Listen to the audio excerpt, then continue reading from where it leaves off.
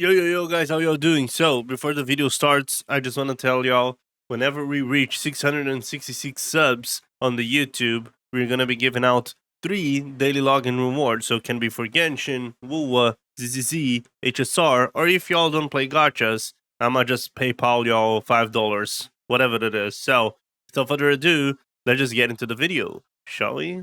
Where is it? This. If you guys are on my Discord, you guys probably saw this, and I think it's pretty interesting. Someone did some paper crafting on Jane. I don't know if y'all looked at this. Pretty interesting though. Which basically is again just paper crafting, right? It doesn't really portray the full picture. Or an exorcist? What do you mean an exorcist, Danny? Oh, my stomach's bubbling. I told you, dude. I told you even before you started. You're just gonna be cooked for the rest of the night. You either sleep now, or you're just gonna spend the rest of the night sitting on your fucking throne. Oof, her weapon is crazy. Yeah, it is. It kinda is. I mean, that's why I told y'all. The normally battle pass weapon is pretty good, right? It's pretty good. That's why I would highly recommend y'all picking up anomaly weapons on Battle Pass. Now, if y'all don't have Battle Pass and don't have Grace weapon, which is this one, y'all are gonna have to go for Rainforest, right? Which seems to be the average, right? Although Weeping Gemini does bring out more damage on the stunman though, but that's kind of whatever, right? At the end of the day, sure, Weeping Gemini is a little bit stronger, but you can do whatever here. Which one you prefer, right? Which one you have more or whatever. Because you're gonna have to probably use another one of those on Grace or Burnus or whatever. So you're probably gonna have either or something like that, right? So the interesting shit is that it seems that the highest amount of damage is gonna come from Jane with 2 supports, which is Seth and Lucy, or Seth and Rena, right? Which is pretty interesting. Again, this is paper crafting, and I think this doesn't take in consideration the disorder damage, right? Because that damage is something that comes out. Because I don't even know if whenever he did that calculation, if he took in consideration the fact that days now stuns. Not days now stuns. That disorder now does days damage, therefore stuns. So I don't know if he took that in consideration. But still, Jane and Grace, it's still pretty strong, as y'all can see it here, right?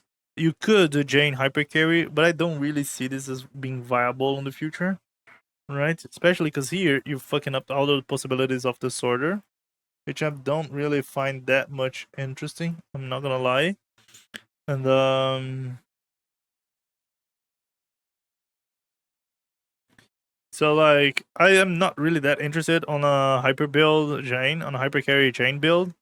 But if you do, clearly y'all can see the numbers here, right? For now it seems higher.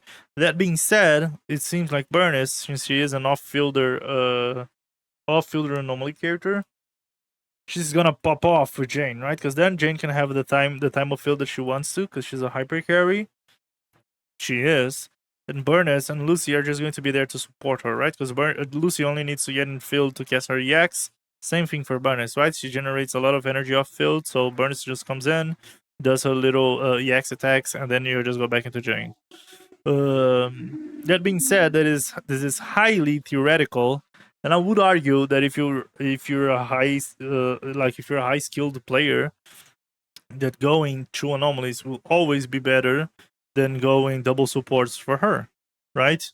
But that's kind of my POV on it. About the discs, me and Chat, because Chat also helped me with this, we were right. Going for peace physical is going to be stronger, not only stronger, but also easier to do, right? The Freedom Blue is kind of cucked. The Mindscape calculations, I don't think y'all really care about this, but here it is, in case anyone does. So yeah, I'm pretty interested about her. I think Jane's gonna be amazing, an amazing character that's really gonna change the perspective of a lot of players into the anomaly class, especially in this order. 1.2, whenever Burnus comes out, seems like we're gonna have her true power, the true potential. Even though I still think that Jane, Seth, and Grace and Rena are going to be amazingly fun to play.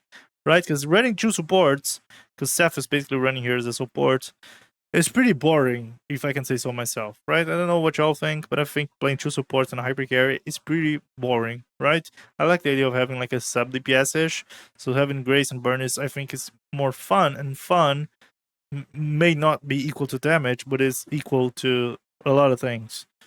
Right? Just another Thursday guy, don't worry. Yeah, Shane. Guess I'm gonna have to try for her and her weapon and Seth's weapon. I guess. Speaking of days, who is gonna pull Sunday once he comes out? Because I won't. I mean, I don't even know what he does, right? So I don't really know.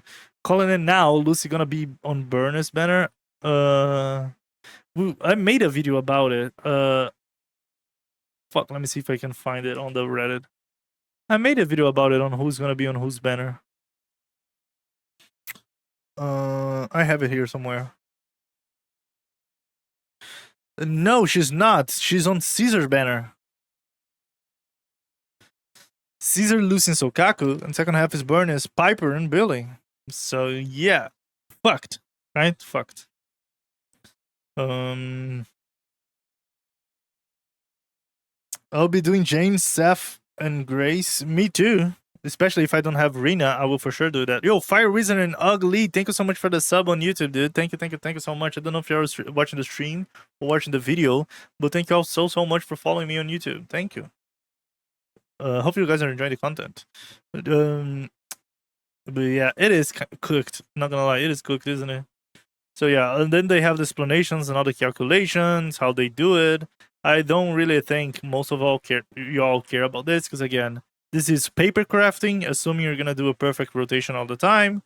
We all know we won't, because the game just doesn't allow for this. It's a heavy action-based game, especially if shield defense changes into that new permanent mode, which doesn't have a timer and deals a lot of damage. It really won't allow for many mistakes. So you will have to... Either way, it doesn't matter if the new one or the old one. You just won't be able to do ID rotation, so I think those numbers are going to change up a lot. Although I do agree that Jane, Burnus, and Lucy is probably going to be the beast team. I don't really think there's a discussion on this. It just is, because the fact that Jane needs a lot of field time, and the fact that Burnus needs such low field time, and the fact that Lucy has a pretty straightforward buff that is also team wide, just makes this team pretty fucking easy. As y'all can see, he did the math all on test dummies, right? So the real numbers are gonna be really different, and they also have the calculations based on the discs, right? So Fanged Metal versus for Freedom Blues. We already knew Fanged Metal is way too broken for her. The physical disc is way too strong, so there's no reason to run 4 Freedom on her. Just do 4 Fanged and 2 Freedoms. This is the Mindscape calculations. I don't really think anyone cares about this, right? And these are the weapon calculations, which are pretty useful for paper crafting. Different from a team calculation, a weapon calculation is it's a lot easier to do, especially because you are triggering most of the weapons abilities throughout the gameplay naturally, right? So paper crafting a weapon damage, I would say, is highly more likely to match the real scenario numbers.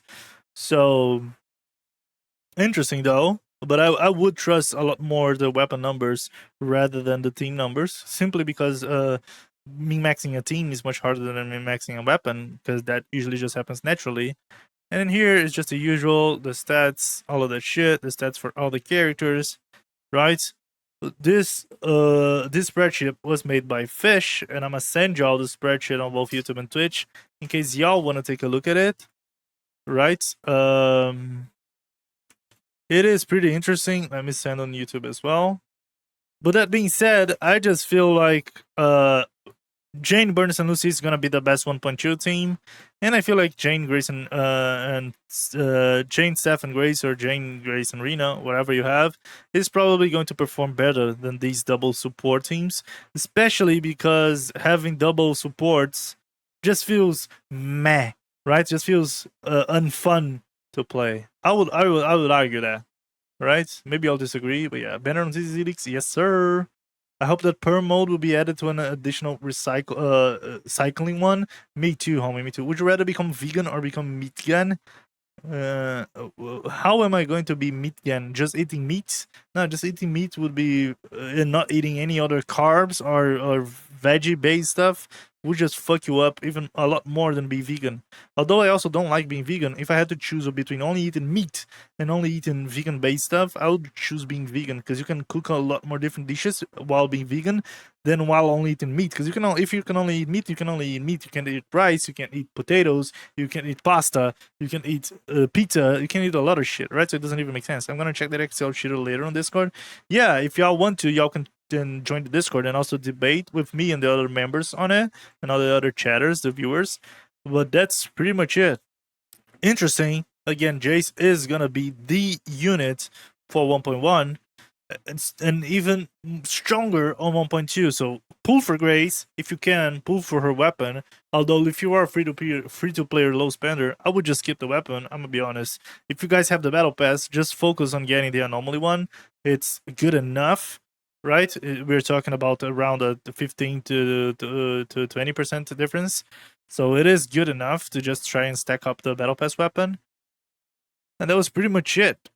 If you guys enjoyed the video though, don't forget to leave it a like, subscribe to my channel, follow me on my Twitch. I stream on both YouTube and Twitch. And by the way, whenever we reach 666 subscribers on YouTube, we're going to be giving away 3 daily login rewards, whichever gacha you play. So it can be Wuba, HSR, Genshin, ZZZ, whatever you guys want. So y'all are more than welcome to. And I'll see you guys on the next one.